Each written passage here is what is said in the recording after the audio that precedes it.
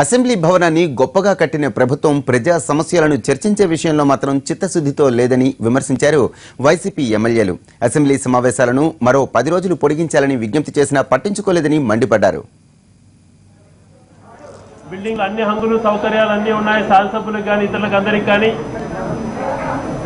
కానీ అందరికి సౌకర్యాలు ఉన్నా ప్రజల సౌకర్యార్థం జరగాల్సినటువంటి చర్చను మాత్రం అంగీకరించట్లేదు. ప్రజలు అనేకమైనటువంటి సమస్యల్లో ఉన్నారు, అనేకమైనటువంటి సమస్యలు మేము మాట్లాడాల్సి వస్తుంది అని చెప్తే మాకు ఇంతకంటే కూడా వేరే సమస్యలు ఎక్కువ ఉన్నాయి, వాటిని చూసుకోవాలి మేము అన్నటువంటి నిర్లక్ష్య ధోరణితో సమాధానం రావడం ఎంతవరకు సమంజసం? బిల్డింగ్ అందంగా ఉందా, సౌకర్యాలు ఉన్నాయన్నటువంటిది ముఖ్యం కాదు.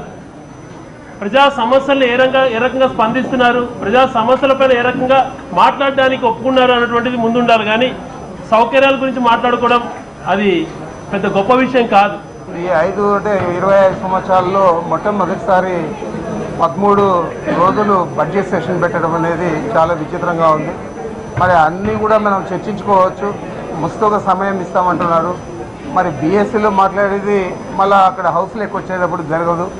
మరి ఆ పరిస్థితులన్నీ కూడా ఆలోచన చేసి మేము పదే 10 రోజులు పొడిగించండి అని చెప్పి విజ్ఞప్తి చేయడం జరిగింది.